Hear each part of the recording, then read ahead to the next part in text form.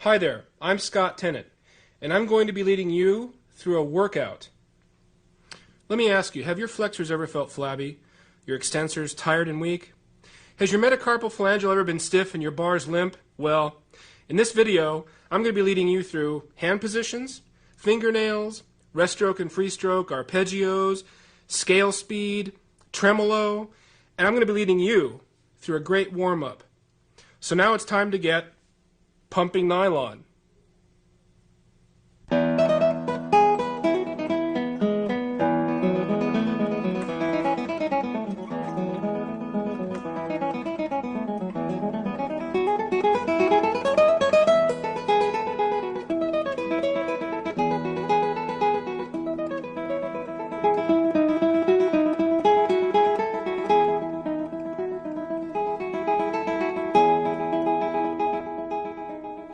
Now, because we're going to be playing a lot together during this video, it's necessary to tune with me.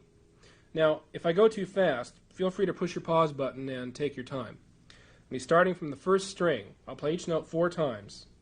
Here we go. First string, E.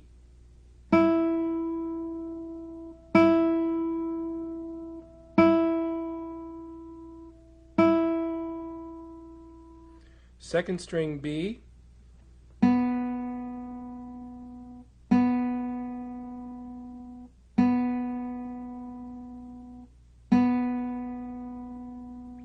Now third string, G.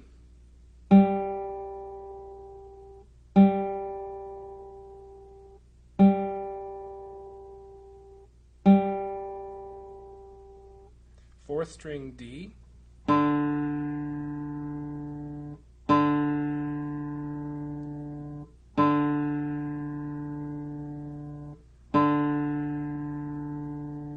Fifth string, A.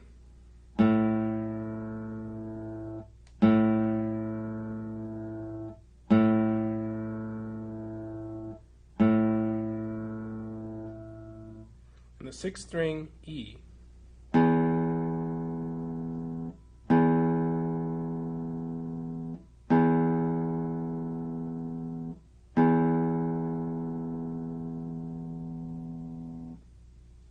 Now that we're in tune, let's go.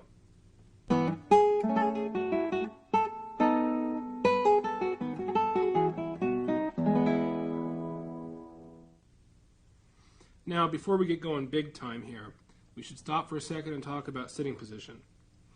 A good sitting position allows for 3 things to happen. Number 1, it allows your upper body to have maximum freedom. Your shoulders, your arms, your neck, and between your shoulder blades. It's a stress point for a lot of people, and it's good to have an alignment there and nice and relaxed. Also, your shoulders have to be relaxed. Number 2, a good position allows for maximum movement of the arms. Your arms have a lot of freedom. And number 3, you have to have a position that allows you endurance, because you're going to be sitting in this position sometimes for hours, and it has to be comfortable and stable.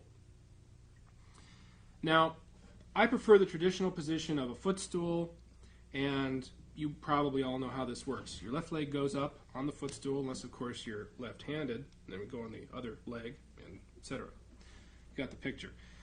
Goes up there, and this then gives the guitar a little slant, which is good. It settles the right hand right into its position, and it gives the left hand plenty of room to work. Notice there are 3 points of contact. 1 in the left leg, 2 right at the sternum here, and 3 just inside the right leg. Now, another very important point is that the top of the guitar should face upward slightly, not pointing straight at the second row of the audience or down at the first row or the orchestra pit. That's not going to project at all. The sound comes out of this little sound hole here. So you have to aim it. You have to aim it just slightly upward, just above the heads of the audience. We're talking, ideally for a recital hall here.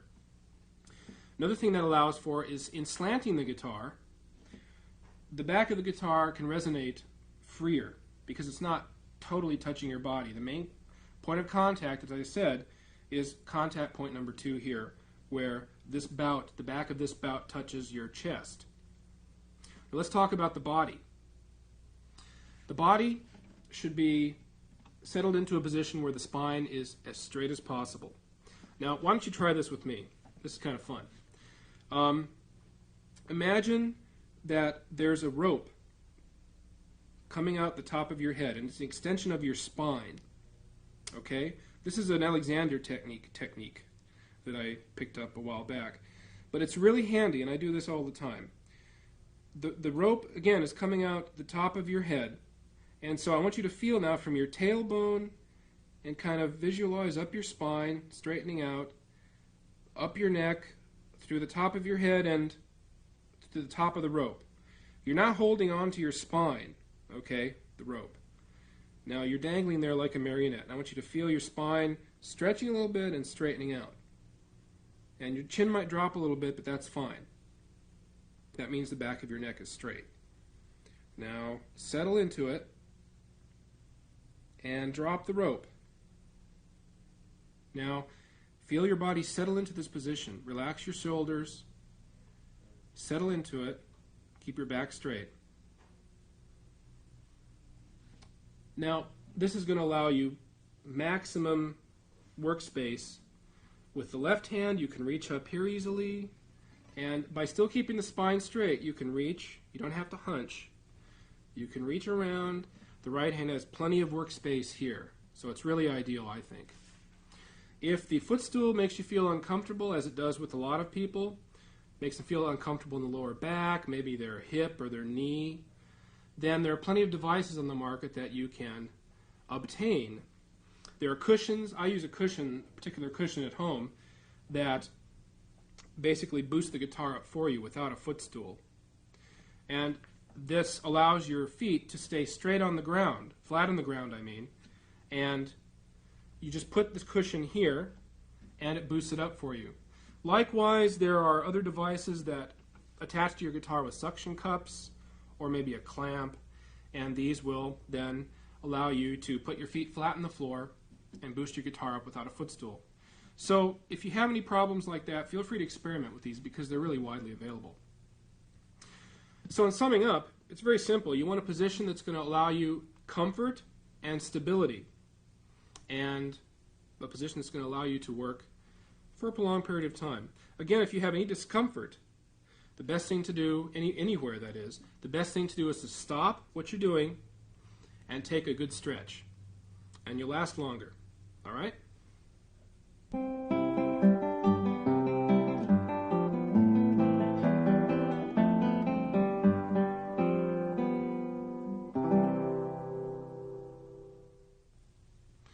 To me, I think the most important thing in a hand position is maintaining as straight a wrist as possible. Let me show you why. Let's do an experiment. Put your hand out to your side. Now make a fist. Keep your wrist straight and just make a fist.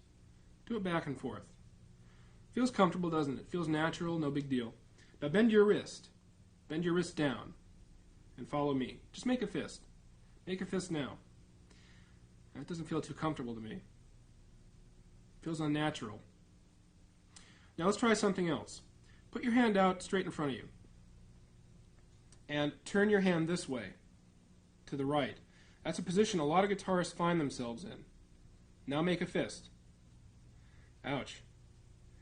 That doesn't feel too comfortable to me. I wouldn't want to do that over and over.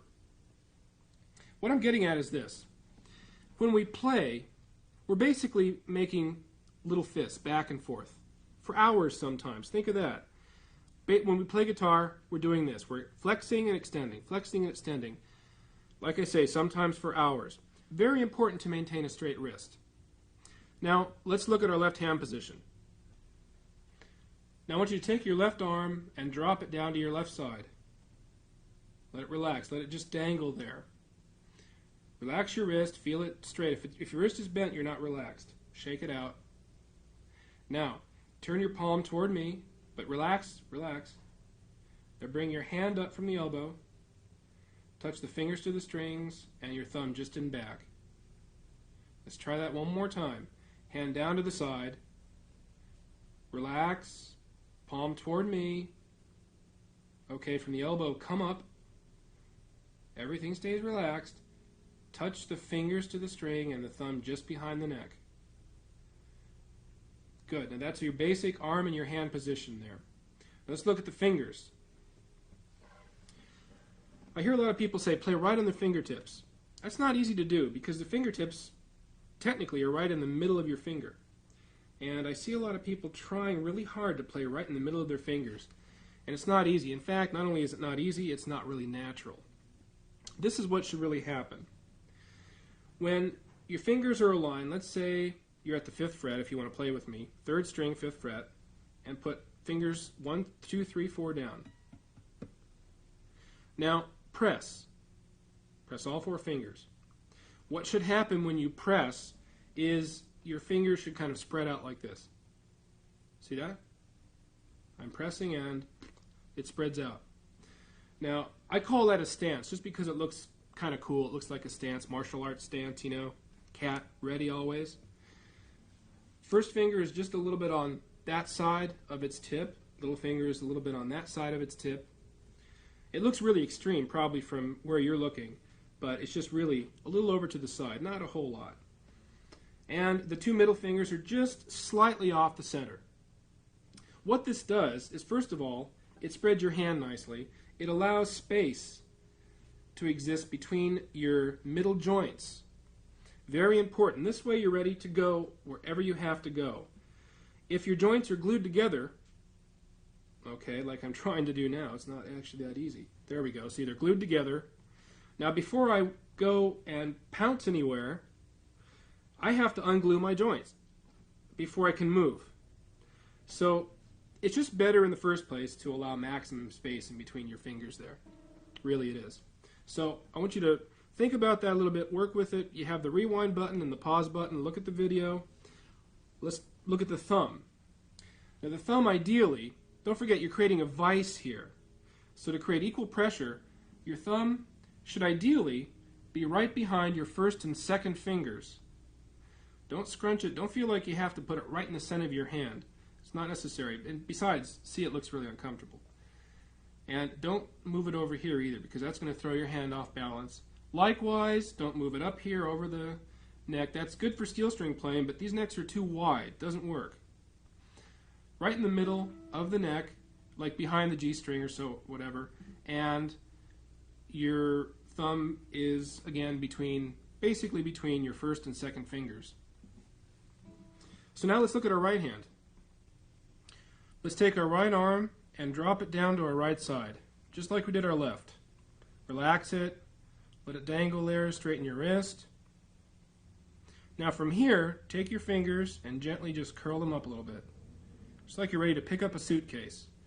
Keep your wrist straight and everything relaxed. Now from here, follow me. Bring your arm up. Don't touch your arm to the guitar yet. Bring your arm up. Only touch your fingers to the 3rd string and your thumb to the 5th string. Now settle your arm down. Just right where it was. Try it one more time. Hand down to the side. Relax it. Now curl your fingers up gently. I call it the suitcase position because you're like picking up a suitcase. Now bring your hand up around. Don't touch your arm yet to the guitar. Your fingers go on the 3rd string.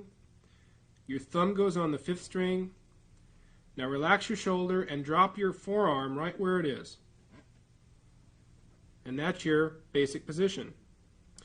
Notice by doing this, your wrist stays fairly straight, and that's what we want.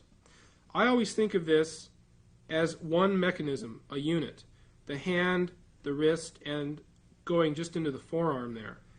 It's like the tone arm of a record player. The tone arm of a record player just, it remains one unit. It doesn't kind of bend around, hopefully. Mine doesn't anyway.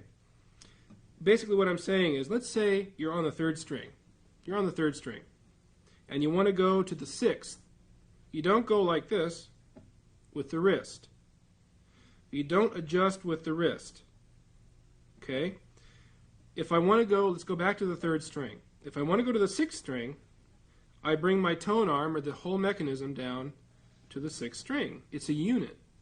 Now, you might say, well, Scott, my wrist is almost at the end of the guitar now. Well, that's okay. I mean, when I play on the 6th string, my wrist is almost touching the edge.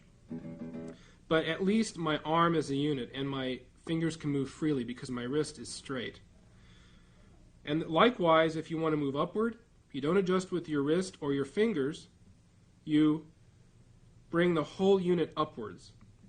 So, to sum up, you want to, in the right hand, you want a straight wrist so that it remains a unit, just like the tone arm of a record player. It follows around wherever you want to go. And the left hand, the wrist remains straight, both wrists remain straight, your hands remain relaxed, and they work freely. There you go.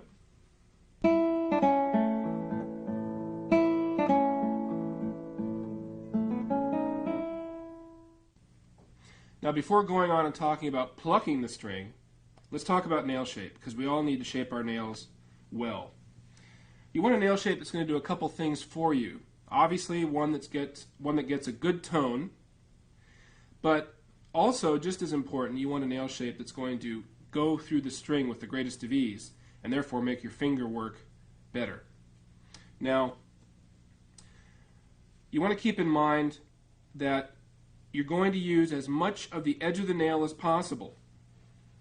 And let me just explain. The next two diagrams will show you what I'm talking about.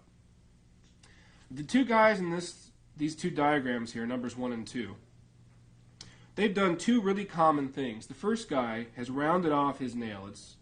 He's probably worked really hard on it, rounded it off nicely. But you notice where the string is exiting. Now the string is starting where it should, that's fine. But it's going up to the middle of his nail, and it's leaving the string. And he's wasted half of his nail there. He could be using that nail to make tone. He's getting half the tone he could by using the nail surface you see there. Guy number 2, well, looks like he's tried a little bit of a ramp here, but not enough, because it turned out to be a point. And as you can see, the string, again, is starting where it should, but it's exiting in the middle of the nail. Not good. Not good. It's going to give him a thin sound. Because of that extra point there, it's going to give him an even thinner tone. Let me show you what's happening here. As you can see from the diagrams you just saw, they're exiting right in the middle of the nail. See that? They're starting there, which is great, and they're going play, play, play, exit, right there. They're wasting all this nail here. See that? Half the nail, which is they could be using that for tone production. Now let's take a look at what guys numbers 3 and 4 have done. Now you notice in number 3 here, he starts where he should, the string travels up the ramp, exits at the other side of his nail. He's using all of his nail. He files it in an slightly upward ramp. This is good because, first of all, as I mentioned, he's using all of his nail. It's more of a straight line instead of perfectly curved to the fingertip. But here the string is traveling uphill, which means as you're playing that the nail is actually helping push the string down into the guitar a bit. This is going to help in getting a fatter tone, and also later more of a variety of tone if he wants. Person number 4, as you can see, has filed his nail in a slightly different type of ramp. It goes slightly downward. This is good if you're the type that plays straight on to the guitar, not at a particular angle. Again, the important thing here is, though, that he's using all of his nail. He's starting where he should. The string's traveling, this time down the ramp, and exiting at the other side of the nail. It's more of a straight line again, but he's using all of his nails. So either of these ramps will work. Number 3 is a little bit more versatile and probably more widely used for a good reason. But they'll both do fine, just as long as you're using all of your nail.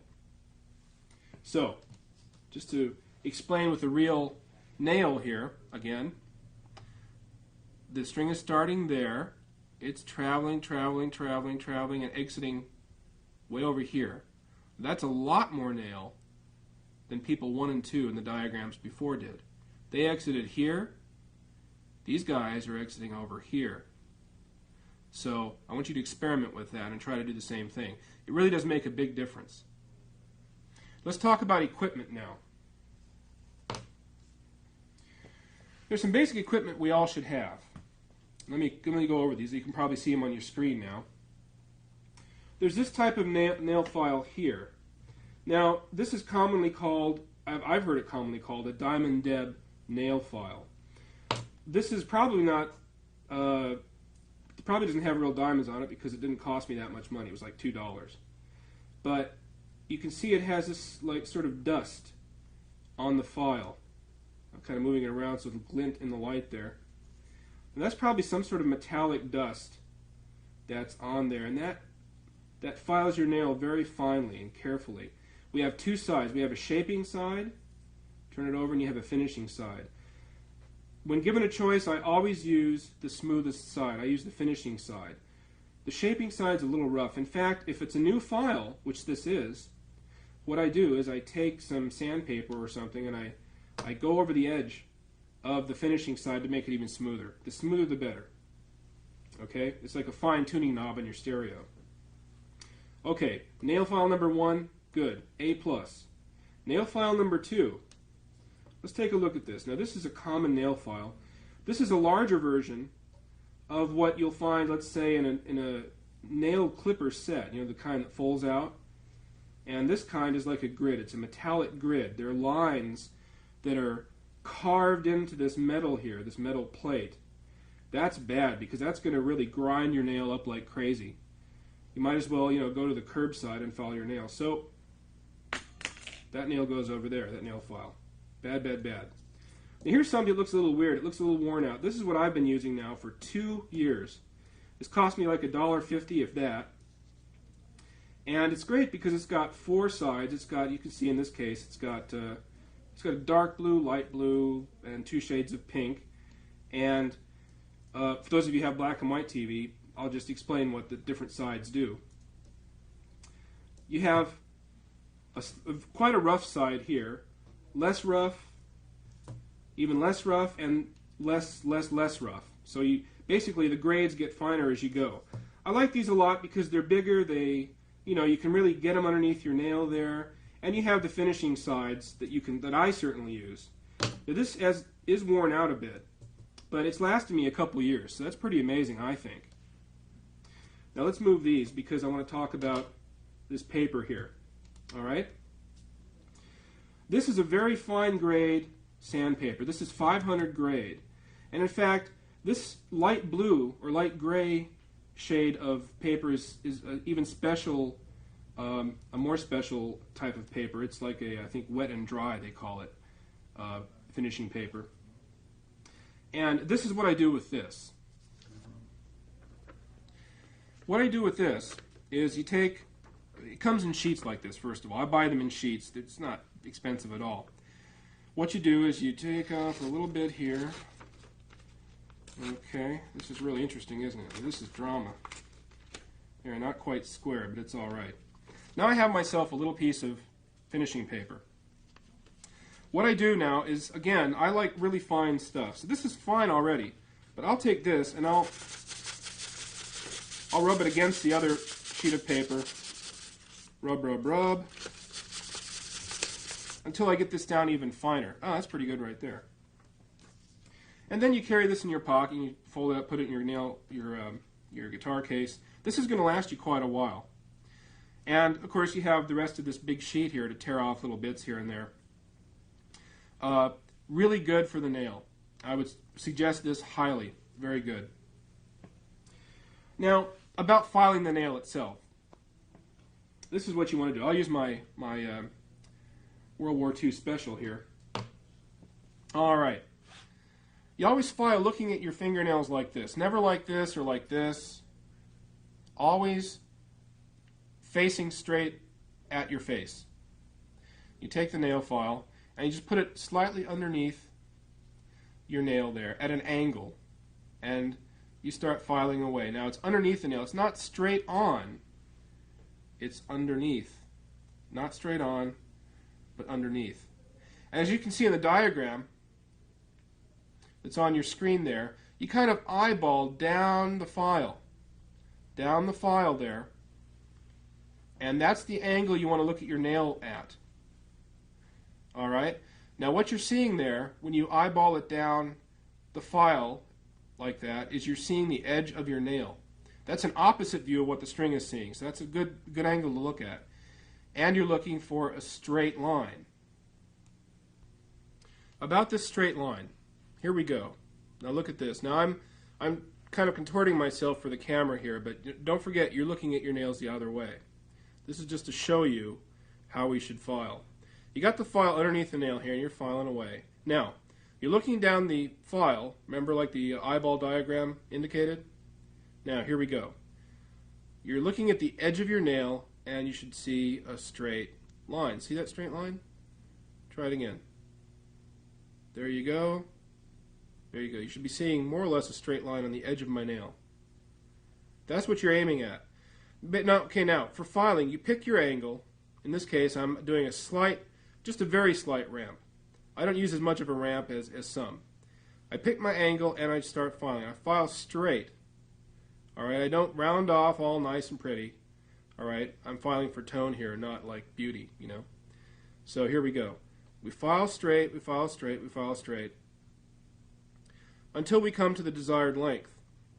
And then now if you find that the corner's a little too sharp, you just take the file and you do that a few times. Don't round it off nicely.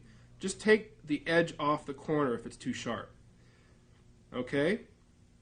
Now, about the thumb, just a quick mention. The thumb has a little angle to it also, but it's the other way. The only reason I do this is to avoid a lot of nail on this side here, so it doesn't catch when I play. And what this does is, again, you can see sort of a straight line there, see? And this fits or conforms itself to my string when I put the thumbnail down, when I put the thumb down on the string. Then I play, and this also gives me a variety of tone possibilities. I can play just nail, I can play more on the tip of my nail for a thinner sound, or all flesh. So again, this is an ideal shape for the nail. Now let's finish off the nail we just filed. You take the little piece of paper we tore off before, and it's flexible, so you just put it underneath your nail like this. Okay, push it up under there. There we go. And just not file, but finish around. From side to side. Get the entire edge of the nail until it feels sort of glassy smooth. You can kind of tell when it starts feeling smooth. Then you get the absolute edge of the nail, and then you run it over the very top of your nail too. And I won't do that all here because I've already done my nail. Now, a couple other very important little items I want to mention here. I get asked a lot about what's a good length for the nail. This is how I tell. This always works for me.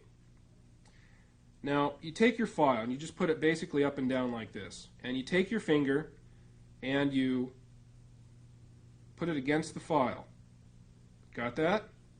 Now, the fingertip and the nail should touch at about the same time. If you have to do that for them to touch at the same time, too long. And if you have to do this for them to touch simultaneously, is too short. Basically, they should touch at almost the same time, possibly with a little tilt this way. But not much longer than that. For me, that's ideal. Now, it depends on how fat or how tapered your fingertip is. There's one more thing, too. If after you've filed and finished off your nail and you still have a little something, kind of a strange tone, but you can't quite place it because your nail looks perfect, this almost always works for me. You take your file like this, or if you have a metal file, you take your metal file and you put the paper around it like this. Okay? See that? And you just play on it like a string. Several times. Play on the guitar a little bit. Play the file, play on the guitar, until the tone goes away. It's usually just a little imperfection somehow on the edge of the nail. Now, we have to look at some nail types here. Very important. Look at the diagram on your screen. Now, there are a few different nail types we have. There are, as you can see, type A is a nail type that's curved. B goes straight across. C is an all too common nail type where the middle of the fingernail hooks downward like a little beak. And type D is a type that curves up in the middle. And now, if you're lucky enough to have type A where it's round, you're not going to have much problem with your nail, with the nail shape. But Unfortunately, too many of us have these other types of nails. So what to do? Now, these are only suggestions. Experiment with them a little bit and see how they work, but these usually work for me and students I've worked with.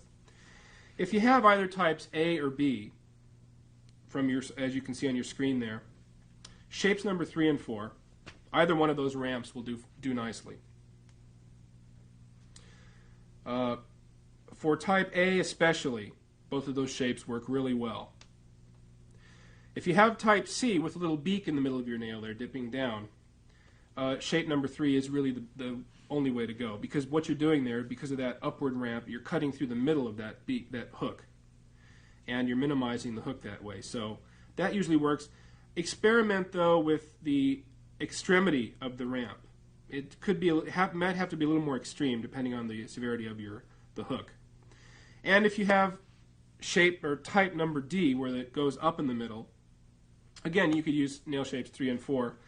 I would suggest again nail shape number 3, just because it again will slice through that imperfection there in the middle of your nail.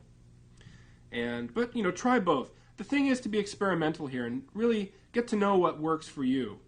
Don't lock yourself into any one way. You know, always kind of be free to experiment. And this way, not only you know what works best for you, but later on you'll be able to teach your students what's best for them. Now, remember, 2 things. Straight line is good, and a ramp is good. That's nails.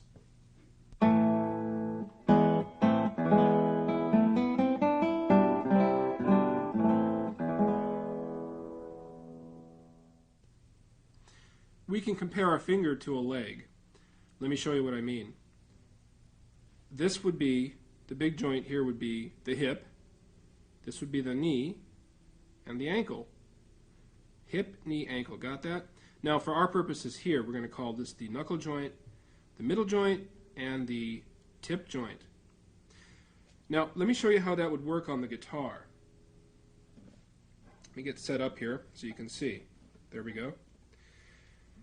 Now let's describe it as we talk about a free stroke.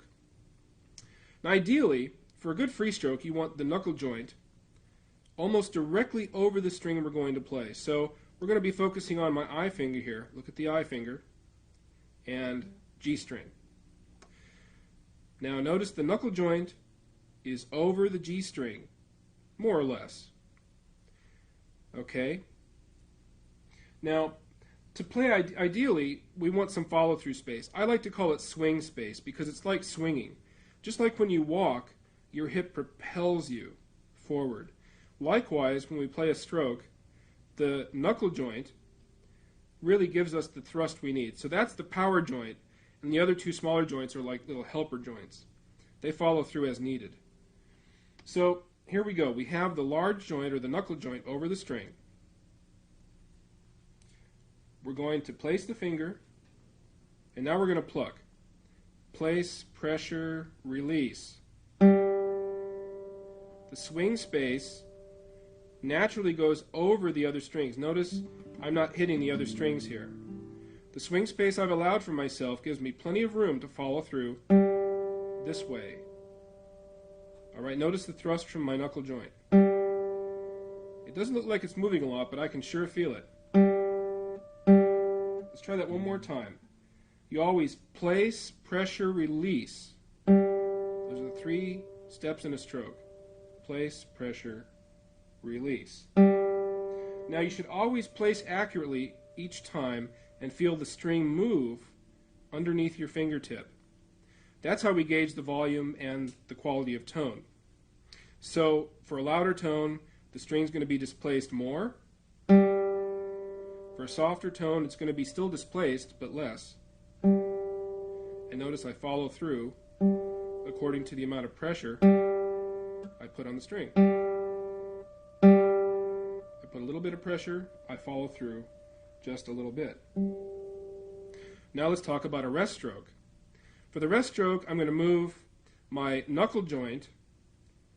I'm still going to play the G string, mind you, with my first finger. Now I'm going to move the knuckle joint, though, back a string or 2. Now this varies depending on how long your fingers are. I like to put it back, if I want a really fat tone, I'll put the knuckle joint notice over, let's say, the 5th string.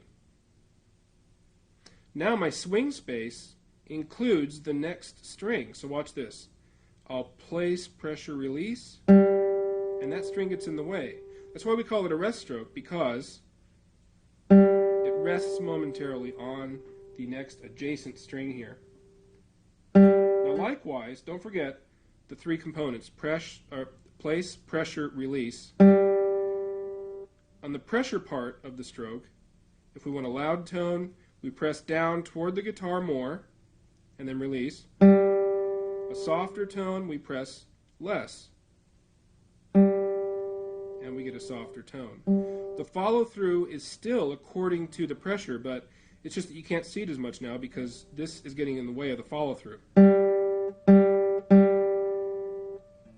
Got that?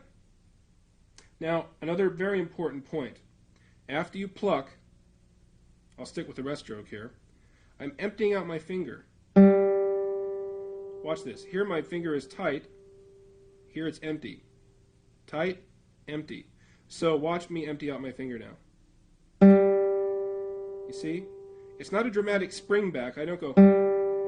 In fact, that's not relaxing at all. When I empty the finger out, it's done quickly, and I'm ready to move anywhere I need to. If I need to move back, let's say to the B string, I'm ready to do it. I empty and kind of spring my finger where I need it to go. Now, each stroke is used for different things. A rest stroke, for its fatter, punchier quality, more Spanish quality, is used a lot in certain pieces. Let's take this En Los Trigales by Rodrigo.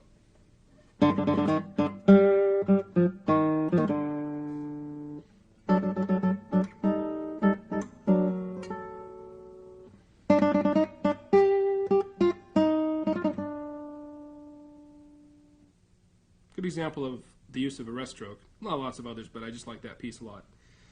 A free stroke, because of its nature, lends itself well to Baroque music, Renaissance music, and, well, here's an example. I'll play the Frog Gallery by John Dowland. Now here, I use primarily free stroke, but to accentuate certain notes, I add a rest stroke here and there. A very light rest stroke, but a rest stroke nevertheless. So here's the Frog Gallery by John Dowland.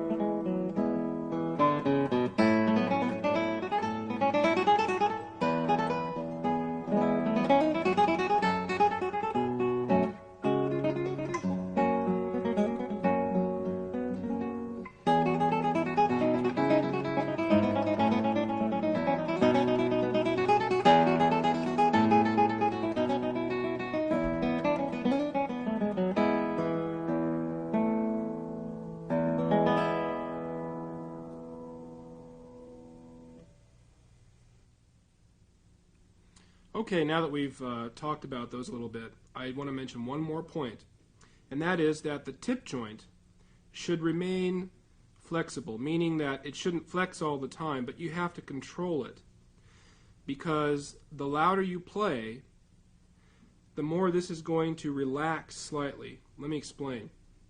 You don't want to keep it rigid in this position. The softer you play, that's going to be fine, but the louder you play, if you keep it locked in that position right there, you're going to be clawing at the string. It's going to sound pretty ugly.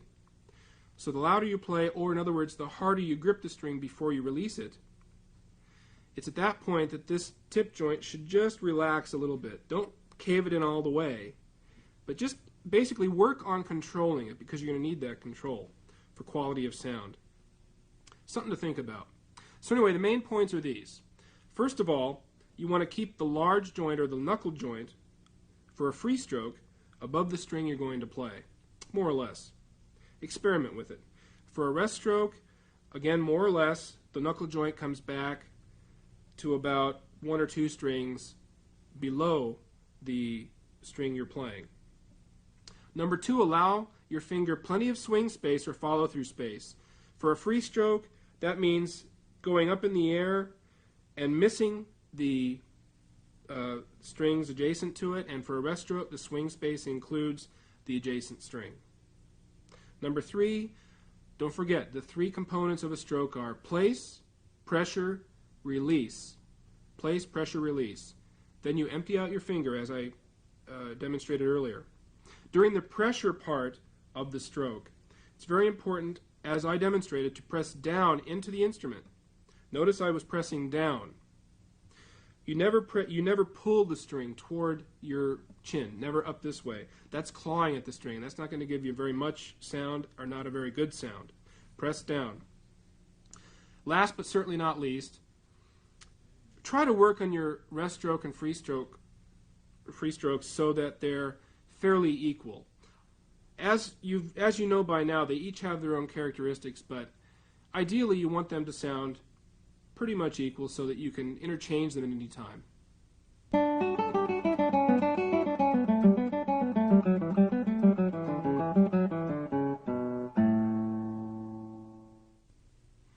One of the first things I do in my pumping nylon classes is to have everybody put down their first finger on the F on the 6th string. I want you to try that with me.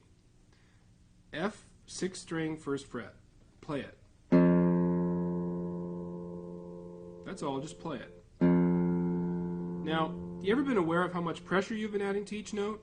Right now, feel the pressure you're adding on that note. Now, let's do this here. Chances are we're all pressing way too hard.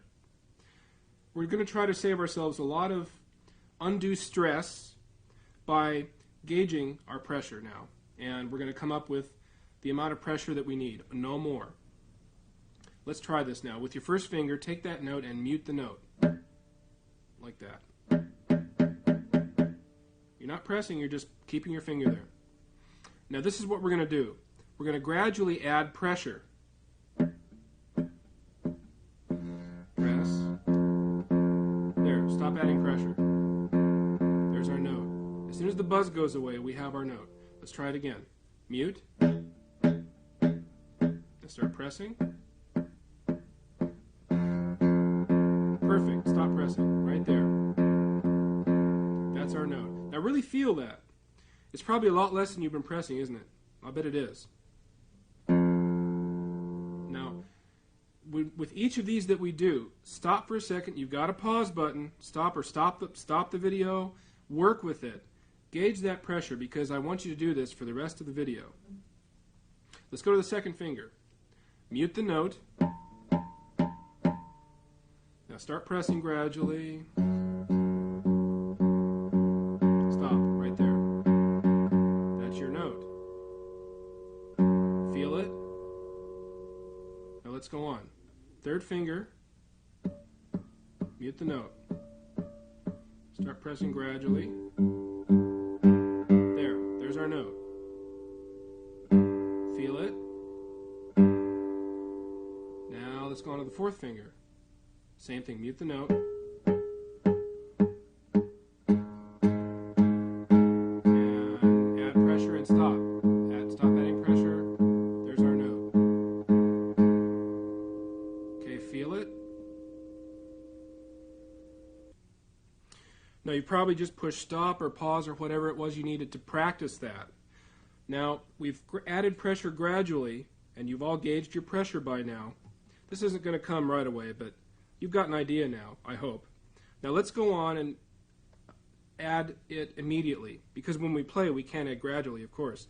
We have to get right there and apply the pressure. So let's practice that. This is a good way to do it. And also, this is a good exercise to do first thing in the morning. It's a good awareness exercise, and it's good for actually warming up the old fingertips there. Get the blood moving in there. Again, we're going to go back to the F, and this is what we're going to do. Here's the exercise. We're going to play, mute, play, mute, alternately like that. Now when you mute, make sure that you release the pressure immediately. Feel that immediate release, and when you apply the pressure, make sure you feel it immediately and very quick. But don't overpress. That's the whole point of this, all right? Let's try this. First finger, here we go. You're going to start with playing the note. And, play, mute, play, mute, play, mute, play, mute, play, mute. Got the idea? Now you're going to continue. I'm going to go on, but later on you're going to practice this on your own. Let's go to the second finger. Same thing. Press it down. Now here we go. And, play, mute, play, mute. Feel that immediate release and the immediate pressure. Don't overpress. Your fingers should fill up and empty out. Fill up and empty out. Okay, you're going to go practice that on your own. Let's go to finger 3. Same thing. Press. Here we go. And, press, mute, press, mute, press, mute, press, mute. You getting it? I can see you out there, you know. All right, here we go. Let's go to the fourth finger. You're doing good. I can see you. Fourth finger, press. Same thing. And, press, release, press, mute, press, mute, press, mute, press, mute. Excellent. Okay, I'm just getting through these really fast to show you. You've got the pause button. Feel free to use it. Always go back, take time to review it if you need to, and practice it before we go on. All right? Next, we're going to go 2 fingers now. And we're going to talk about weight exchange. Now, while you've been pressing and muting, okay, what I want you to do in addition to just gauging the pressure is feel the weight as you press. Because weight is a big part of how we produce tone with the left-hand finger.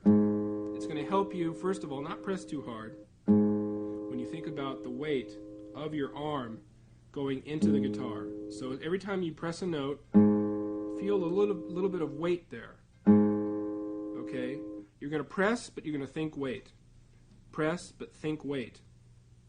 Let's apply this. We're going to go back to the F on the first string. Now we're going to exchange 1 and 2, just like this.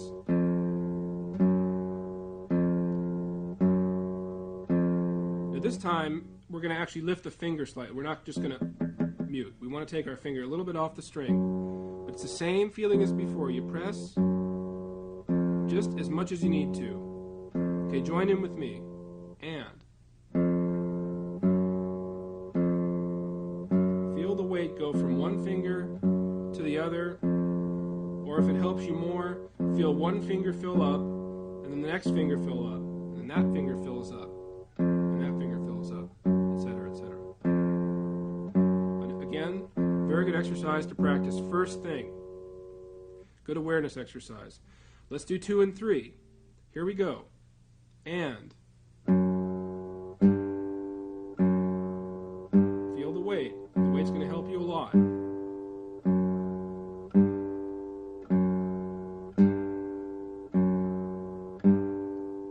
Got the idea? I think so. Let's go on. You can practice this on your own later. Let's go to 3 and 4. And.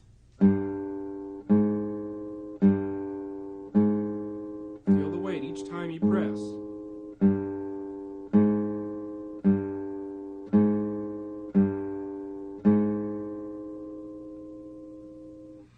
So far I think you see what I'm getting at. Don't press too hard. Use weight to your advantage. And these are really good exercises. They're very simple, but they're really good at getting that feeling. You know, it's a right brain sort of thing. You're feeling. Don't try to analyze it, but then stop thinking about it. Feel it as soon as you can. Feel the weight and feel the pressure. Now what I'd like to do is I'd like to actually play a little something. It's just going to be a chromatic scale, but I'd like to apply all of this to a chromatic scale. Chromatic scales, I'm sure you've all practiced at one time or other. These are the things we're going to think about. We're going to think about the pressure, of course, the weight exchange, and just to keep it simple in the right hand, we're going to do just I, rest stroke. Don't worry, we're going to do it slow enough where you can just do I, but rest stroke. You're going to concentrate on good technique, though, and getting a good tone. There's never any excuse for not listening to the tone you're making. Always, always, always, even if you're just tuning your guitar, try to make a good tone. Okay, let's go on then to this chromatic scale. We're going to go slow. Remember, I finger rest stroke. Start on the open E. I'll count off. 1, 2, ready, play.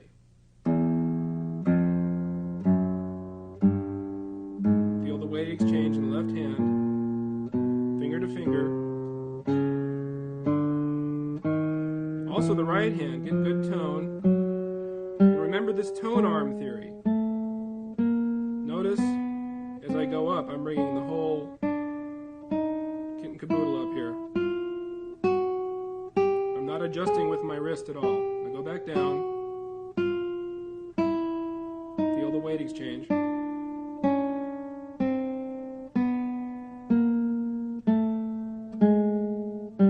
There's a lot to think about, but try to release the I finger each time you play it. Or I should say, empty it out. You're going to practice this on your own.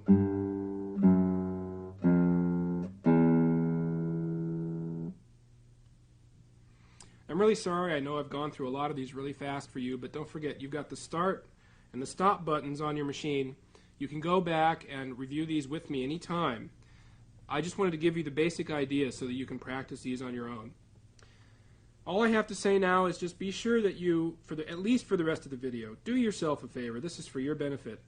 At least for the rest of the video, if not beyond, just gauge your pressure. Don't press too hard. If you get that down now, it'll be with you for the rest of your playing career. And there you go.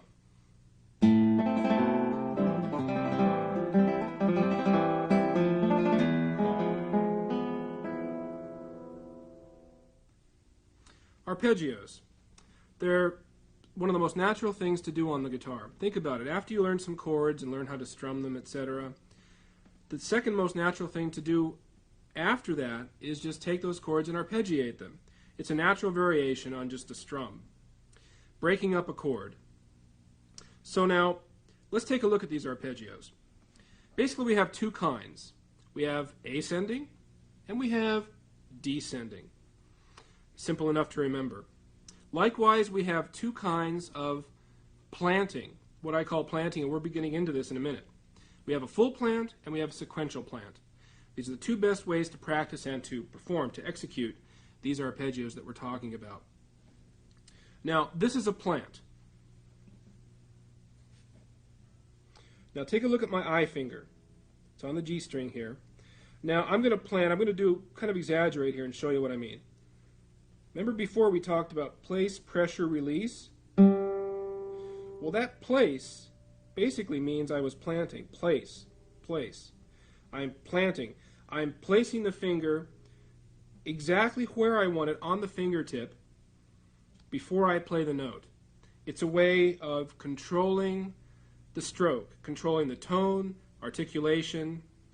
Everything about the stroke is controlled just by practicing this plant I'm talking about. Let me play this a few times for you. Now you're saying, well, Scott, okay, you're cutting off the tone between notes. I'm hearing the tone stop. Well, you're right. I'm exaggerating the plant, showing you how I prepare. This is also a plant.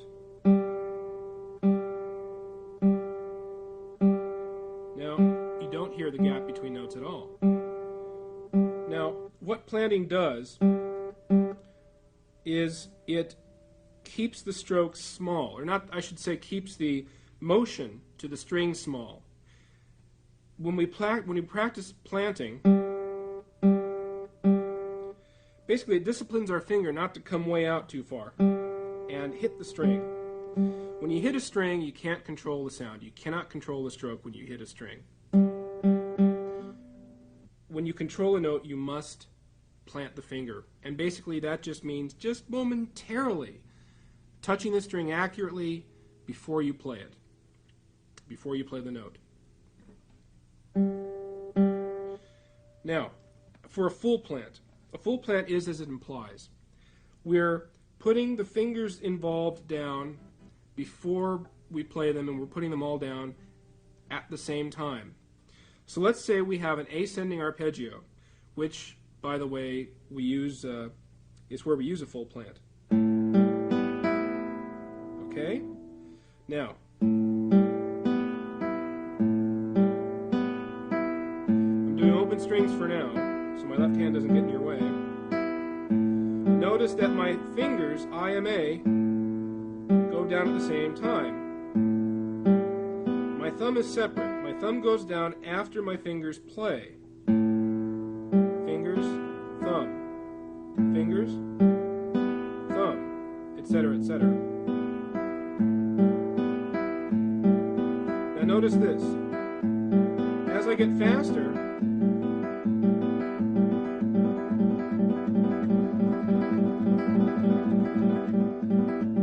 see what happened? I stayed close to the string. I stay close to the string naturally because I practiced planting. You can also do an ascending arpeggio sequentially planting, which means putting down each finger simultaneously, or individually, I should say.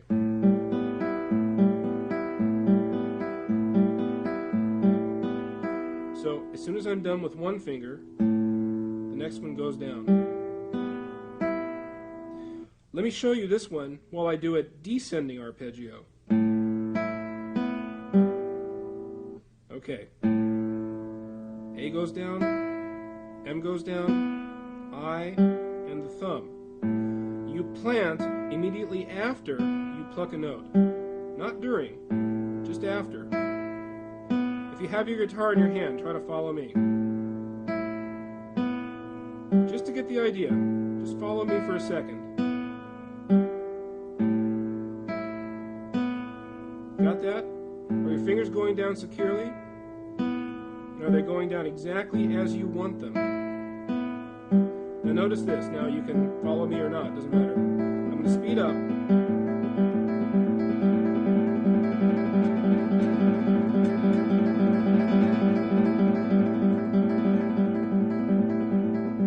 The stroke didn't change. I didn't come out any further from the string.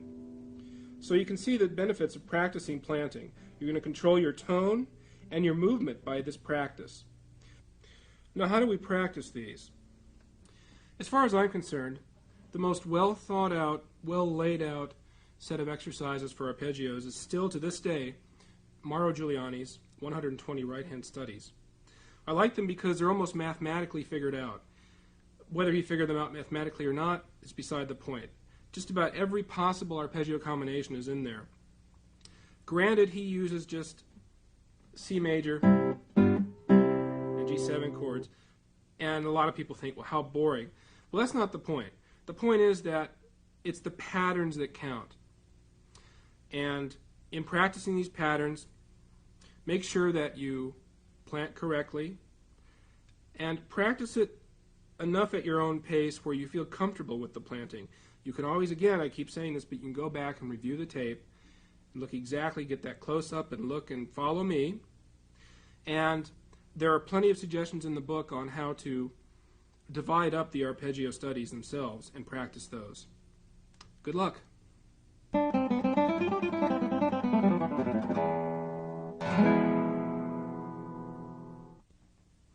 Scales. Everybody wants to play fast scales. You know, it's fun, it's flashy, and it seems to be a goal, the primary goal, I guess, unfortunately, of a lot of people. I don't know if I should say unfortunately, because it's something I've always wanted to do too. But over the years, I found that control and accuracy are much, much more important that we should always strive for control and accuracy, always above speed. Speed will come. And I should also say that we all do, yes, have limits. We all do have limits. We're not all going to be able to play as fast as Paco de Lucia. But that's all right, because he's Paco de Lucia, and we're us, and you're you. So over the course of practicing all this and working with your technique, you'll find what your basic limits are. Hopefully we'll burst through a few limits doing these exercises. But the point is that eventually you're going to have to realize that within your limits, control and accuracy are much more important. And in fact, they will give you the maximum speed that you need. Now, let's talk about speed. Before we can play any scales fast, we have to be able to play a succession of notes fast with the right hand. You can only play a scale as fast as your right hand will take you. If your right hand only goes that fast, well, that's as fast as the scale is going to go. So you see what I mean? We have to work with the right hand first. So let's do that. The best way to do this is with speed bursts. Now in the book, I have some laid out, and you'll see them on your screen. Now you notice in looking at the music here that we're just going to play on the G string.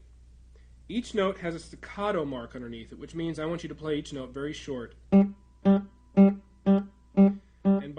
in playing short, you're going to get the next finger to the string as quickly as possible, and you're going to plant like crazy. See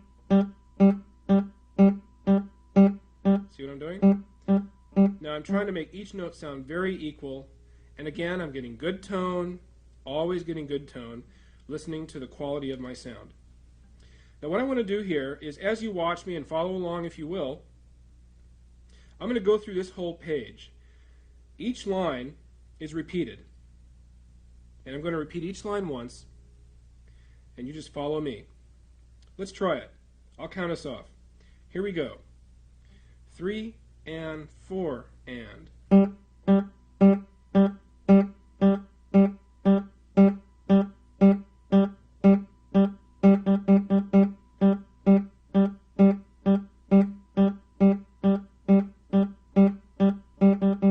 2.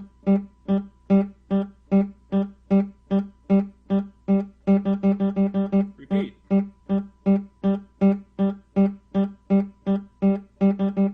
Line 3.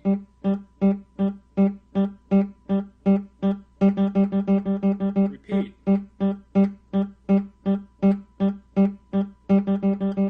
Line 4. Repeat. Next line. The speed bursts are getting longer now, you notice? Line 6.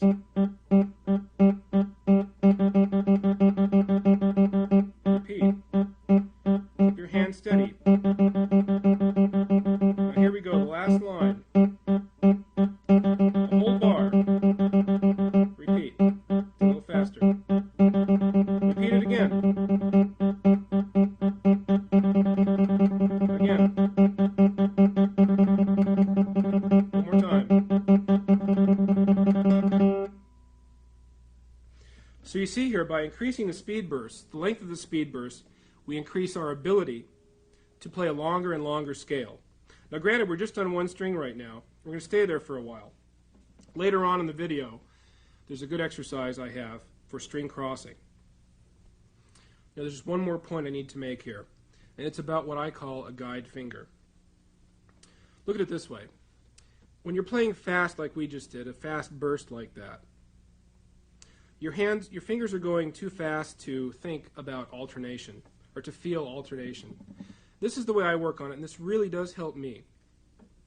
Let's say we're playing I am, just like we were, but we're playing slowly. No problem, I can think I am fine. I am, feels great, no problem. I can listen to the tone, everything's under control. Now when we speed up,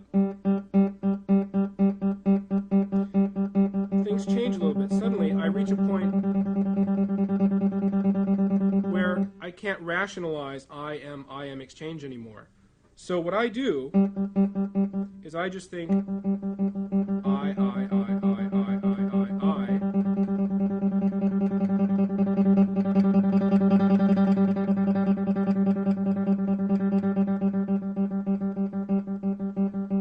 And now I'm back to the comfort zone again. Now you can make the speed burst itself a comfort zone the way I did it, and it's actually become fairly easy for me. And this is exactly what helped me, is thinking about this guide finger. Just feeling the one finger, I, or it might not be I. Whatever finger you establish as the downbeat, let's say, that's going to be your guide finger. You're going to reach a point where you're going too fast to think of alternation. So experiment with that. Try it. Use your guide finger, or the finger that's playing on the downbeat, and just think of that finger. Boom, boom, boom, boom, boom, boom, boom, boom, boom. And then the empty space in the middle of those beats gets filled in by the other finger. It sounds probably like an abstract idea, but it really is a very simple idea. Like I say, it's worked fine for me and other people I know. When you go fast, like in the speed burst we just did, you're not only going a little too fast to rationalize the alternation, you're going a little too fast to also rationalize suddenly your equality of tone and articulation, etc. So at that speed, you're going to have to adjust with your ear. Let your ear do the adjusting. Your ear tells you what's off here. Is it unbalanced? With one finger louder than the other, etc. And you develop the habit of just adjusting on the spot. Again, now this you're going to find your limit, and there's going to be a point where you're not going to be able to adjust. That means it's too fast for you right now. Go back to the speed where you can adjust and you do have some control. Again, the best way to do that is incorporating speed bursts. Now we have to talk about synchronization, because we're going to be adding our left hand to what we're doing. We can't just play scales open string all the time. That would be great. Wouldn't sound very good. Synchronization is just as it implies. We're going to sync up our left hand finger with our plucking right hand finger. They have to play at exactly the same time. So the way I think of it is this. A simple little motto. Whenever the left hand goes down, the right hand's got to pluck it. So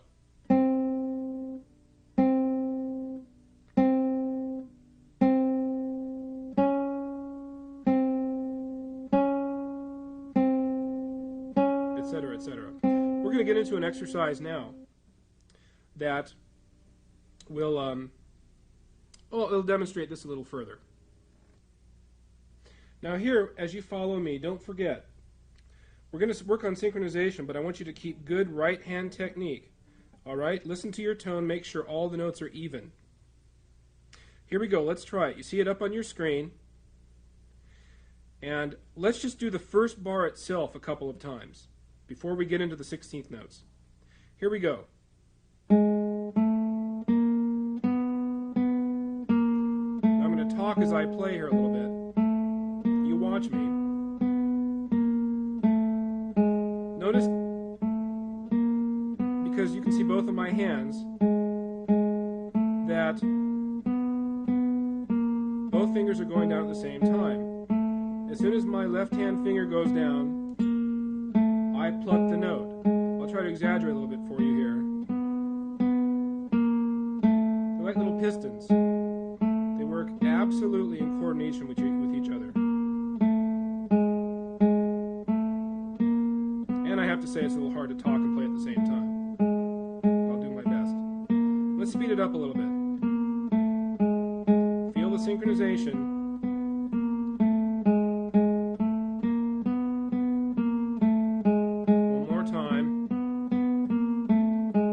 The whole exercise. Repeat the first bar and we'll go on to the 16th notes. Here we go. 1, 2, ready, play.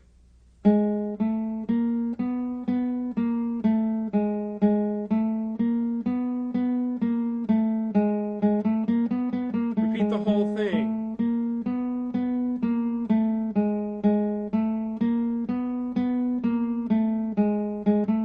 One more time.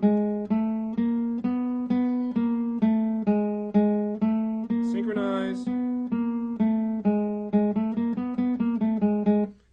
and so on. So don't forget, accuracy and control are most important.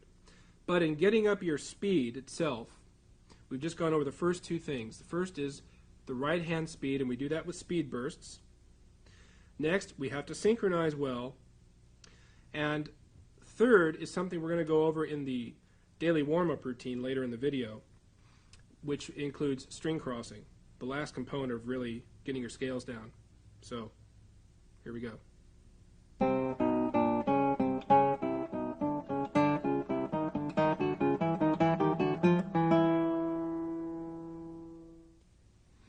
Well, here we go. Now is the pumping nylon routine, or the daily warm-up routine. This started out as a series of individual exercises to benefit certain technical problems that I had, and later that I found that my students had as well. And they still are good individual exercises, of course, and you'll later pick them out as such, but strung together they make a great warm-up routine. We're going to start out with what I call walking. We're going to start off with left-hand walking, one finger at a time, walking from string to string to string, from the sixth to the first and back again. And we're going to do that with each finger. And then we're going to do it with two fingers. You just follow me. Let's get started. Okay, get your first finger settled there. On the F on the sixth string. And as you can see on your screen, you can follow the music. You can also watch my hand. I suggest you do both. Okay, now the key here is to watch my finger here, to land squarely and consistently each time. This is an awareness exercise as well as a technical exercise. So be really aware of where you're landing on the fingertip. Number 2 tip is this. Don't play really staccato. That's cheating. It gives you too much time to move your finger. I want you to play nice and legato, changing at the last split second. See what I want? I want the movements to be quick, not slow and sluggish. Let's start. We're going to go through fingers. We're going to go fingers 1 through 4 as you see them. We're going to repeat each one just once. Let's try it. 1, 2, ready, go.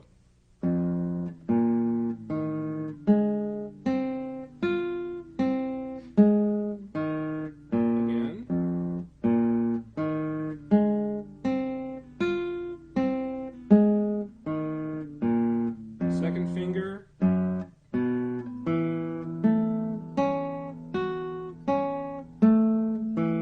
Again.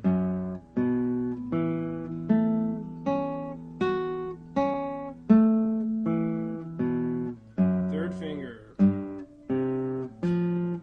Be especially accurate with this one. It's a little on the weak side.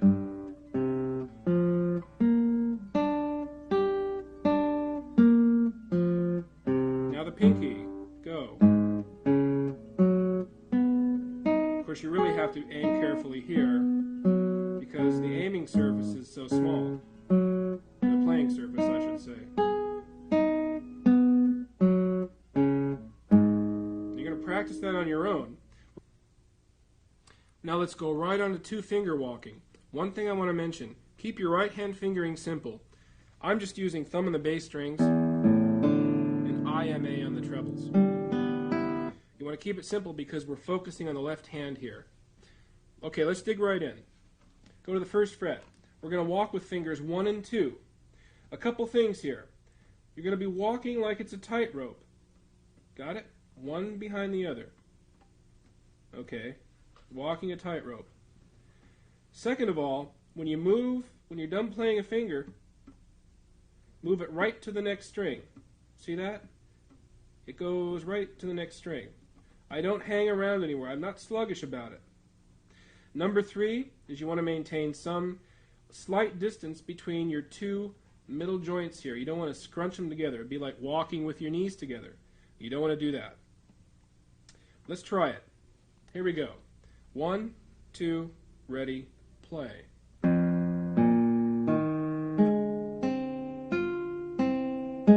Walk a tightrope. Repeat.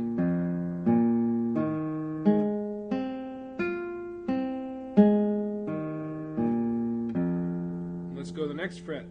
Fingers 2 and 3, get 2 ready, walking on the 2nd fret. Here we go.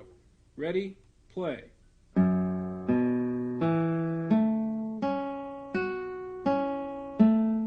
I'm going too fast for you, slow down and go at your own pace. You don't have to keep up with me. I'm just showing you what it's all about here, so you can practice it more later. Make sure you get right to the next string. Go to the next fret. We're going to walk with 3 and 4. Get ready. Ready, go.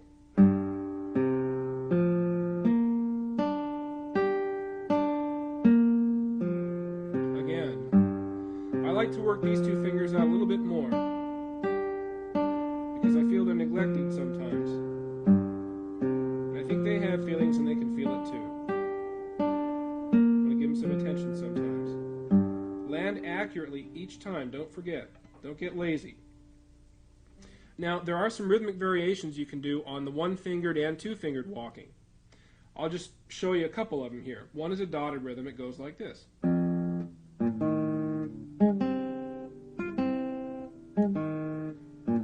Etc., etc. Or you could reverse that and you could go. Let the strings ring. That's okay. You're not giving a concert. Got it? Okay, we got to go on to some slurs, so let's go. Ascending slurs. I call them hammer-ons sometimes, and rightfully so, because you're hammering on a finger. You're going from one finger, ascending to another finger. And in a way, you're kind of hammering it on. Now, to get a good sounding ascending slur or hammer-on, this is what you want to do. I don't want you to come out too far. It's really tempting to go and just slam the string. We tend to want to wind up. And I don't want you to wind up too much. Give yourself some space. I'd say an inch is plenty enough. The key is the speed with which you do or perform the hammer-on. You want a snapping sort of sound without being percussive. So if you get a nice crisp snap, the slur will be very clear.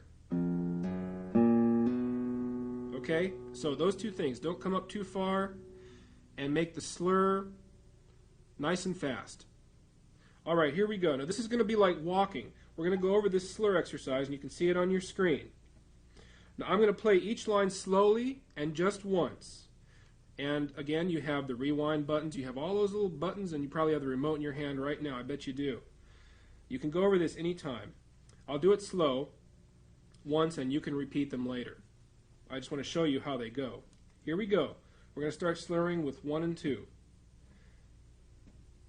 Ready, go.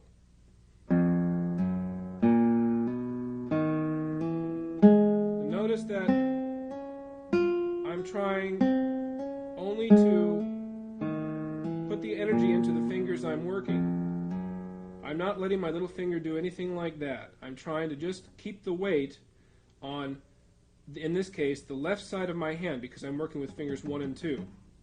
Let's go to 2 and 3. Now that your center of your attention is in the middle of your hand. It's going, you can feel the bones in your hand there, the fingers 2 and 3.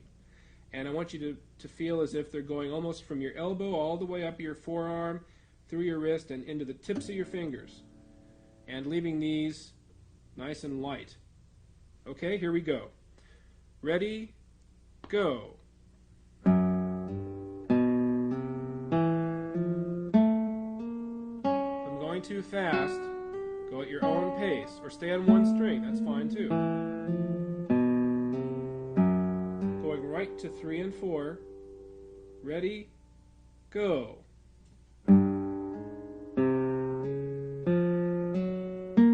I find it helps to think of the little finger as not stopping at the knuckle joint, but going all the way down to my wrist, so that it goes from the tip down almost to my wrist.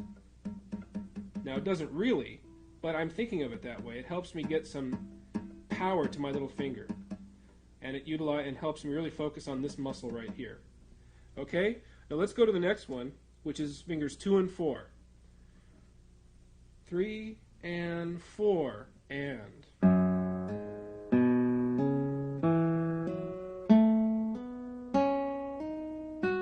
nice and crisp. Get a snap.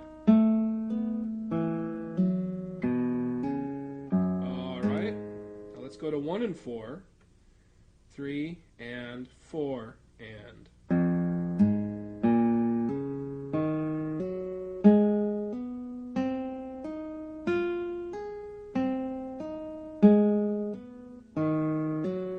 Looking good.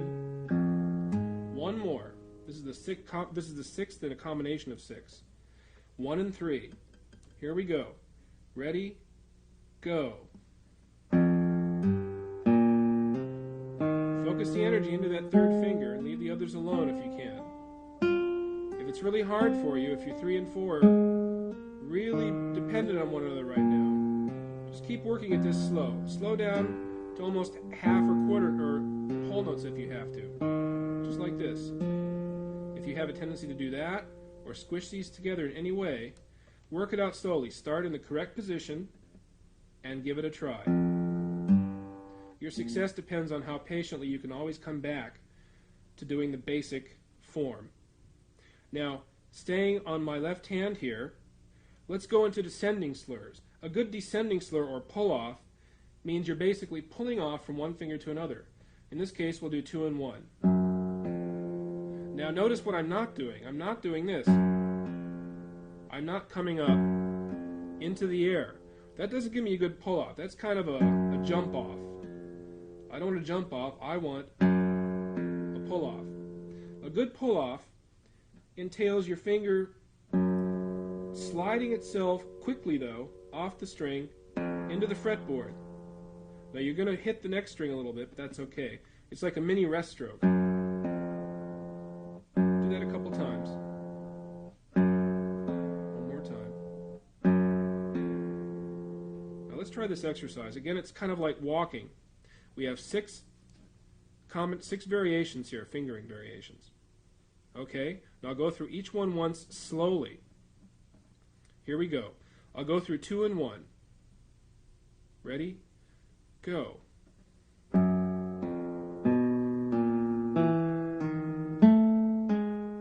I'm going too fast, slow down. Don't feel like you have to keep up with me. Again, try to only activate fingers 2 and 1. Next, we're going to go to 3 and 2, 3 and 4 and.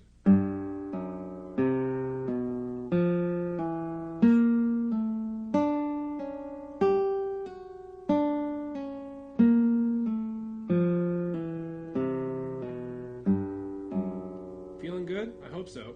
You can always go back and work on it later. Let's go to fingers 4 and 3. Same thing. And remember, keep that pinky over a little bit on its side. Don't play right in the tip because then your middle joint's in danger of clashing there. Remember, we do not want that. Let's try this. Here we go. Ready? Go.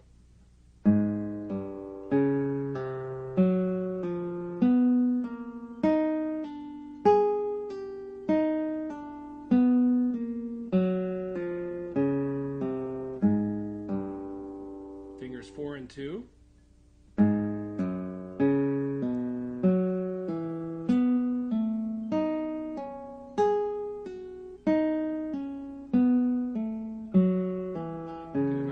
Snappy pull-off. Fingers 4 and 1.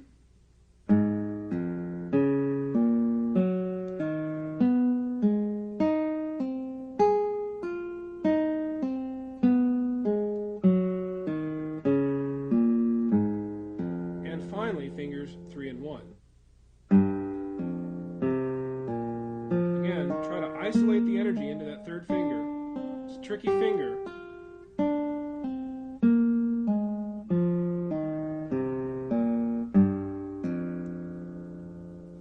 Okay, I'm sure you're doing really well. Now we have some triplets, slur variations, except in triplets. This again is going to be walking. We're just going to go up the fingerboard like this, and then back down. Got that? And then we have, again, all the other 6 combinations to go through. We won't do those right now. But I just want you to make sure that you get a good hammer-on and pull-off in these triplets. Hammer on, pull off. That's what you need to focus on in the triplet variation of the slurs.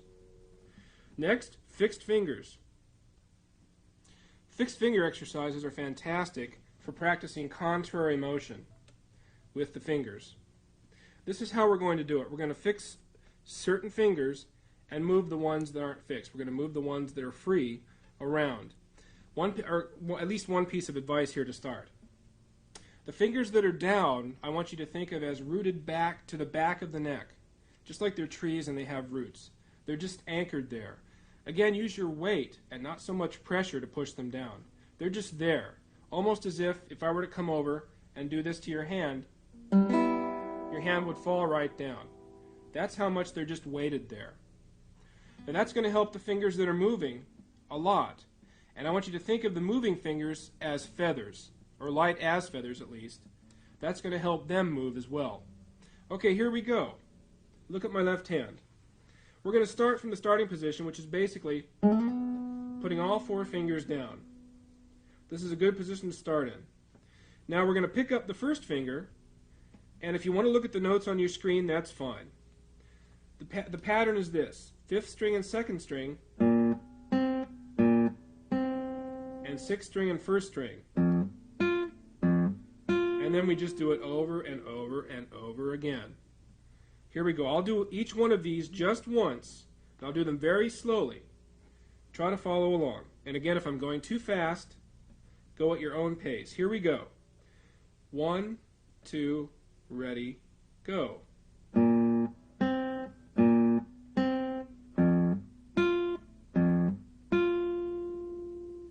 Put them all down. Pick up 2. Move it around a little bit. Get it ready on the 5th string. The same pattern. Ready, go.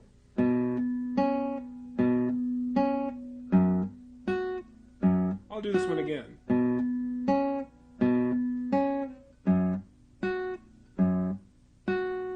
Okay, here we go. Let's put them all down. You don't have to slur each time, but I just do that to show you that they're all down. Pick up 3. Oops. Pick up 3. Move it around. Here we go. Get it ready on the 5th string. Same pattern. Ready, and. We'll repeat it.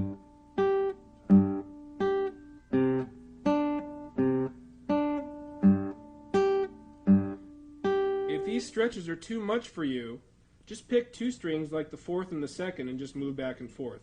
You get the same beneficial motion from it. Okay, put them all down and pick up 4. Move it around, 5th string, ready, play. Again. Now I'm going to repeat this one again because I want to mention that if you want to rock your arm a little bit to reach, feel free to do so. I don't want you to strain your little finger by reaching way out like this. If it's going to hurt you, don't do it. Reach with your little finger. Eventually, it'd be nice if you can just isolate the 4th finger like this. But you might have to work up to that. Okay, now, shake it out a little bit if you need to. And then put them all down, or push pause. Put them all down again. Now we're going to go on to 2 finger exercises. Pick up 1 and 2. Move them around like a little bicycle. Now here's the pattern.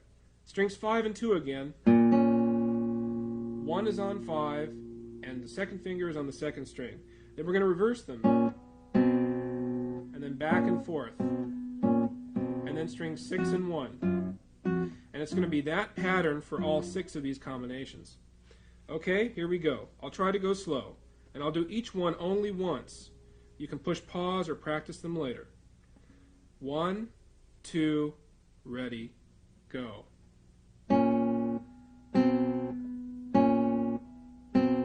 Just so you can see what the motion is like. Put them all down.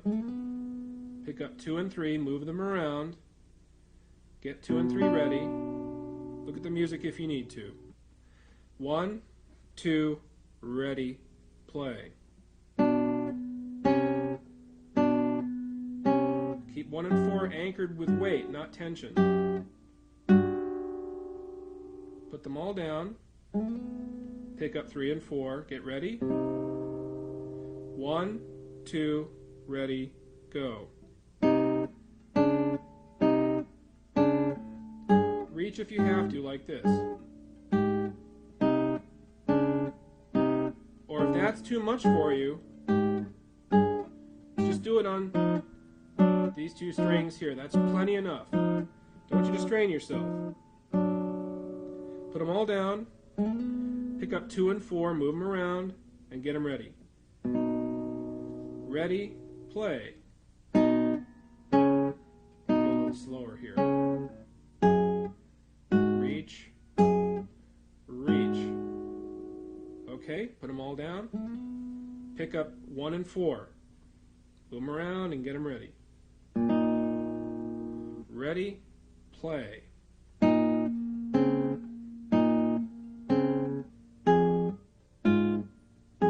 Remember, light fingers. We'll do this one again. Light fingers. 1 more to go. Put them all down. You're almost there. Pick up 1 and 3. Move them around. Get them ready. Here we go. Ready, play.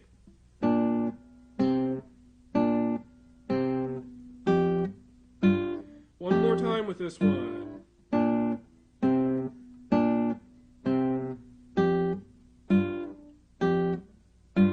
Excellent. We went through them all. You're going to practice these at your own pace later.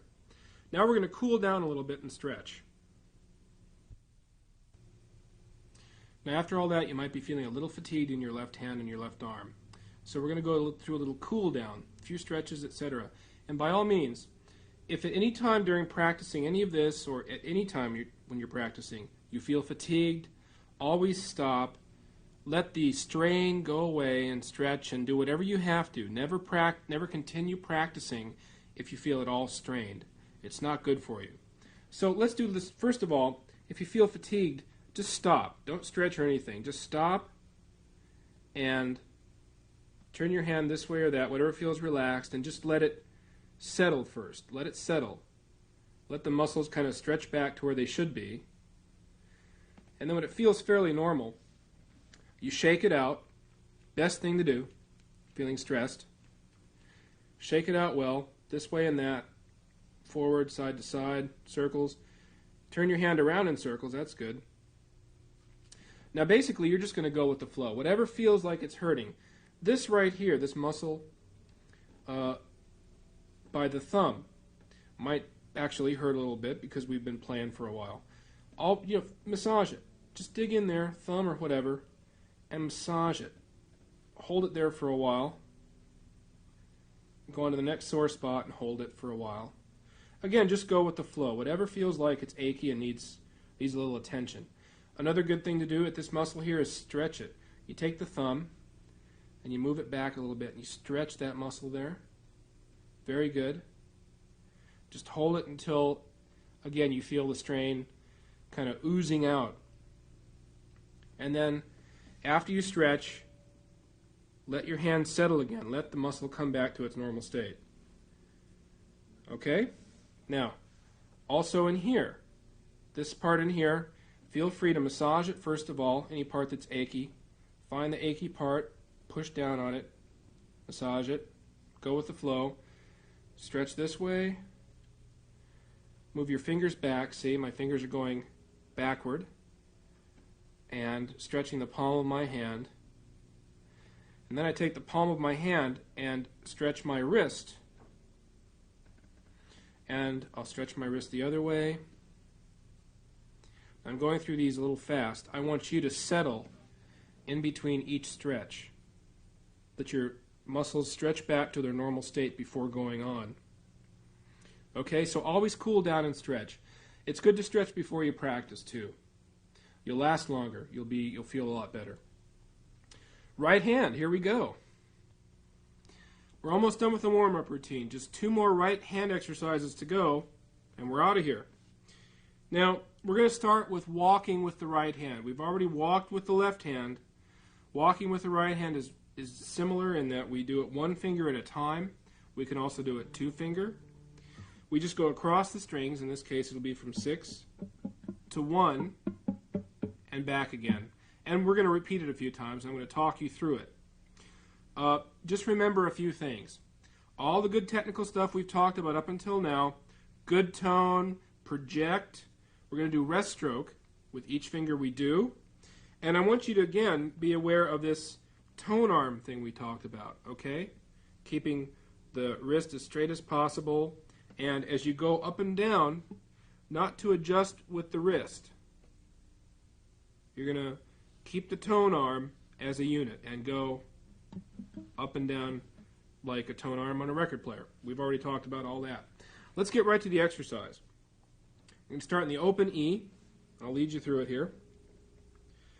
Good tone, project, and here we go. 1, 2, ready, go.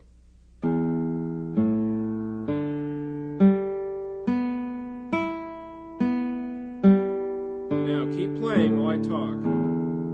You can bring your thumb along for the ride if you like.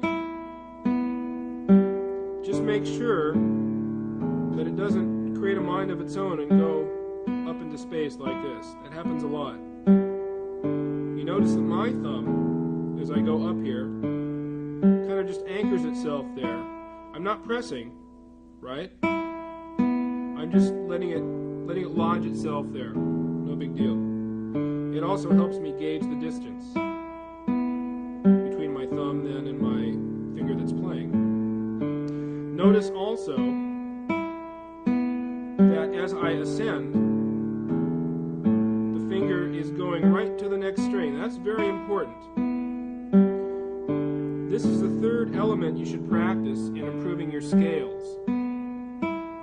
Because as we did before, practicing speed bursts on one string and synchronizing our hands, just the first two steps. What makes scales actually more difficult is that we cross strings. It's the crossing strings that hangs us up a lot.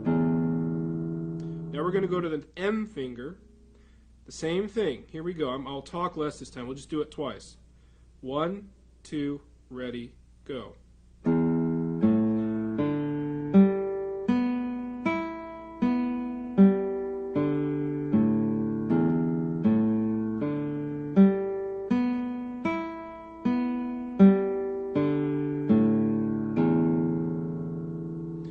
For the sake of time, as you can see in the music on your screen, there are a lot of combinations here.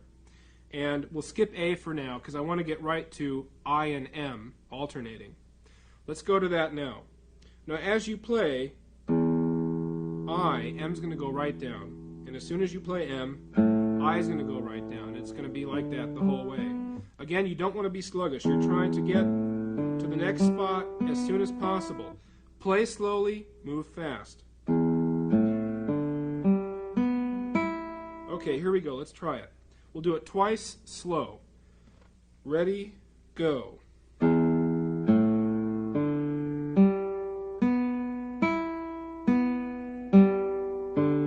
Again.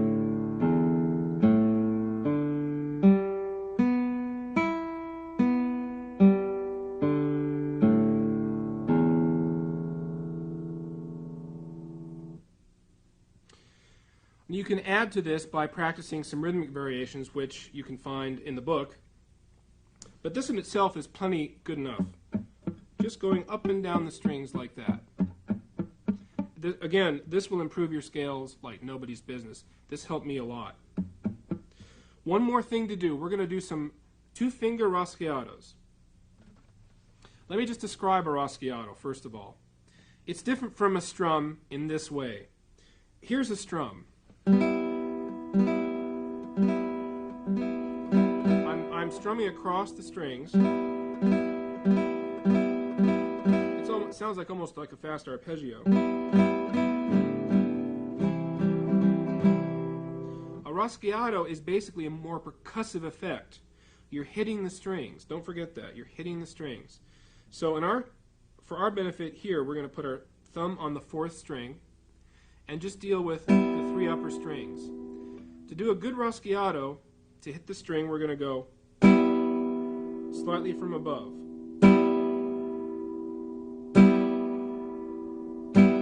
Now, that's a Raschiato. Here's a strum. Raschiato, strum. I think you see the difference now. Now what we're going to do, and you'll see the music on the screen. You can follow along if you like, and watch my hand as well. We're going to do a series of just alternating M and I, M and I. Now what I would suggest first is that you push pause and work on individual fingers first. Even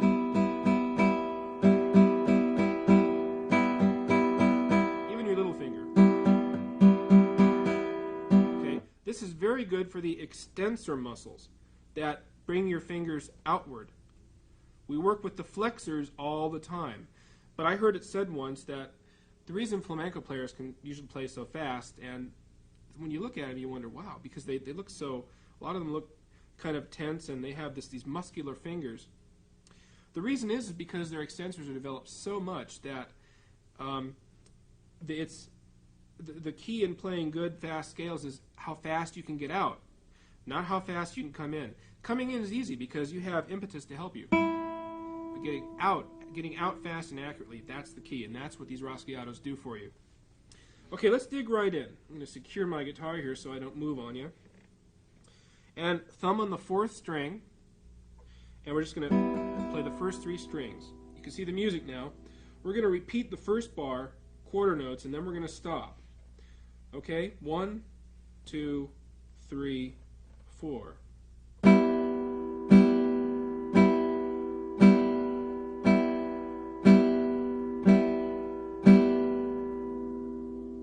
Let me do that again. Notice how I exchange. When one goes out, I keep it extended. I don't keep it tense. I just keep it there where it ended up. And then the same with the next finger. And then the next finger, etc., etc. Now let's do this one again. And now we're going to repeat it twice, as indicated. And we're going to go right on to the next bar, which is all 8th notes, and we're going to repeat that twice. Let's try it. Here we go. 1, 2, 3, 4.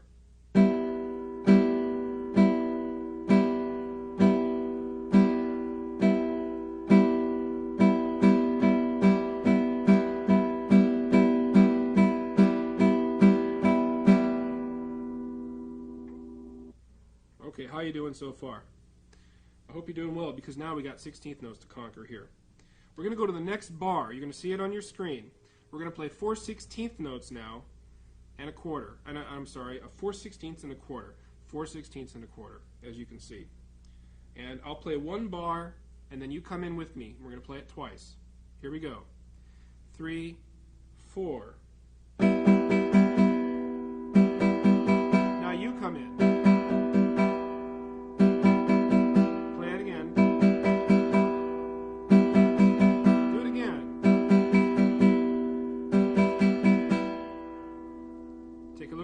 Bar.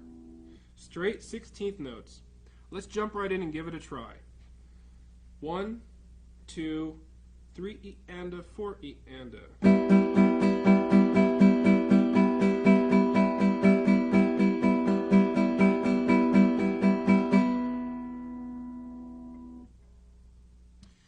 Okay, well, again, you can push the pause button anytime. Take your time and practice these. I just wanted to show you how they go. This in itself is a good warm-up too. If I only have a brief amount of time before a concert or whatever to warm up, there are 2 things I always do. I do the walking, both left and right hand, that we've gone over already, and I do some Raschiatos, because doing those 2 warm me up just as much as I need to be warmed up, and I'm ready to go. Okay, good luck, and I want you to keep practicing this, and I'm going to check back in on you. All right.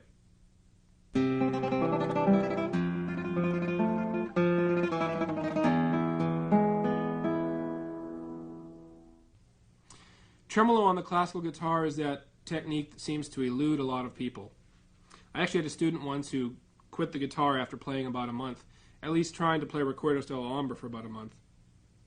And I was green behind the ears as a teacher. I should have just told her she wasn't ready, but I didn't have the heart, and I needed the money. So basically, she gave up the guitar. It was really important to her to be able to play this piece and to be able to get her tremolo ready to such a degree that she could play this piece. It seems to be really difficult for a lot of people, but I've come across a couple of ways that really work well, I think, in getting tremolo up. I'm going to share a couple of those with you right now. Basically, the most beneficial one of all is just practicing tremolo on one string. So let's give it a try. We're going to play just on the open E string, the first string. And the tremolo, of course, is P-A-M-I. So now, how hard do you think could that be? Well, to get it fast and even is not really that easy. This is how I do it. I practice very, very staccato, with very short strokes on one string. And I plant like crazy.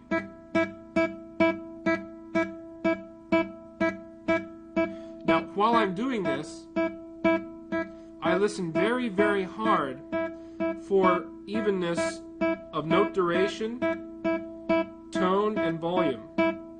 In other words, if I hear a lopsided tremolo like that, I try to, my ear tells me my thumb is too loud. Now, I have to say here that a lot of times people can't help their thumb being louder because of their nail shape. It hooks the string, and they can't help the tone. So look at your nail shape as well. That could have something to do with it. So practice with me very staccato like this. Let's all go on one string. And we're going to start with the thumb, P-A-M-I. Here we go. Now just go along with me and try to watch my hand and see what you can come up with here. Notice my strokes. I don't come out very far. Again, like no more than an inch. I don't want to come out so far that I can't get into the string really fast. Now that we're doing this, now let's say you push pause or stop. You're going to practice this for a while. That's the first step. How do you build speed? The best way is this.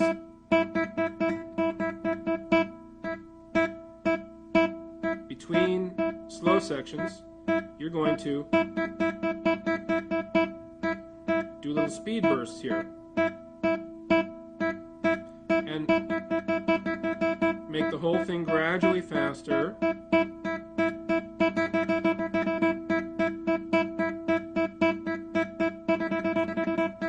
Now, eventually, the speed bursts get longer and longer.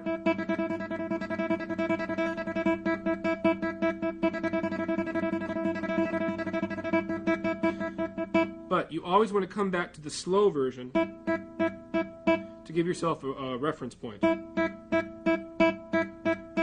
Okay, now that you've perfected it on the first string, time to get the thumb off there, because real tremolo, of course, skips the thumb around a lot. So here we go. Here's one thing I like to do a lot, and this helps in getting the thumb away from the first string. You start in the first string, and then you go down a string each time. Listen for balance.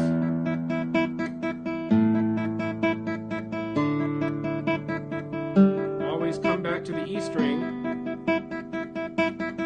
Let's do it again.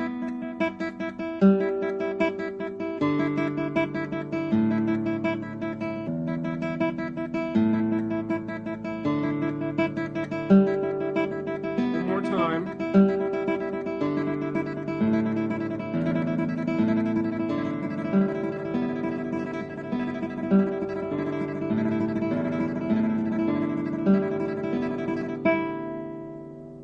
There, you're a master.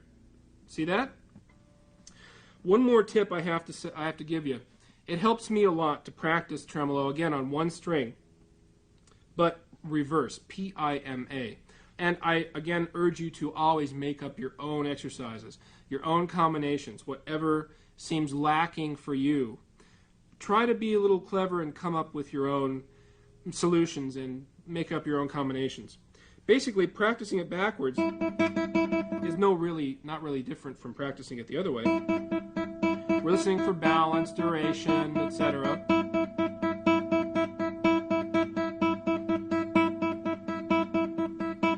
But it's backwards. Now, you also can alternate it P-A-M-I-P-I-M-A, P-A-M-I-P-I-M-A. Say that twice fast. Now, if I haven't practiced my tremolo real hard for a long time and I need to get a tremolo piece back up into shape, I will go through my tremolo piece or pieces backwards like that throughout the piece, and very slowly, but I go through the whole piece, very staccato, very deliberate, and very mindful of my tone, articulation, etc. One more thing. A staccato tremolo like that, slow, sounds very ridiculously short. But the thing is, it's not going to stay like that. It's going to speed up. Don't forget.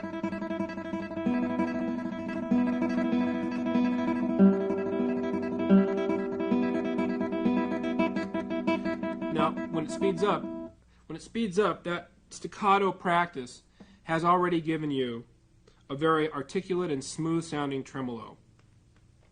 So with those things in mind, I wish you the best of luck.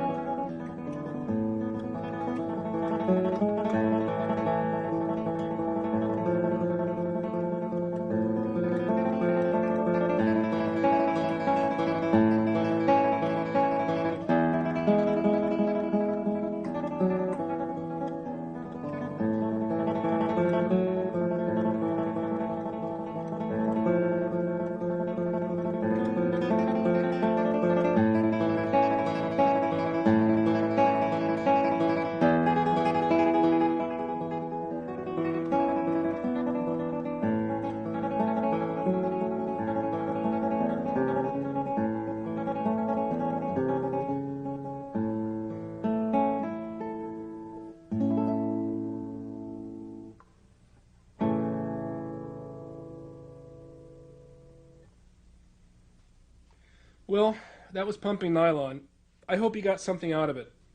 I know that I got a lot out of it preparing it for you. You know, I want you to be patient with yourself. All this technical stuff is just the beginning. You have the tape now. You can put it in again tomorrow, and I'll see you there. And whatever you do, don't throw in the towel. Check out what's happening at the National Guitar Summer Workshop, America's premier music education program. We offer classes for all levels of players from beginner to professional. Whether you enjoy electric blues, rock, fingerstyle, acoustic blues, classical, jazz, or wish to study with a world-renowned artist, we have a class just for you.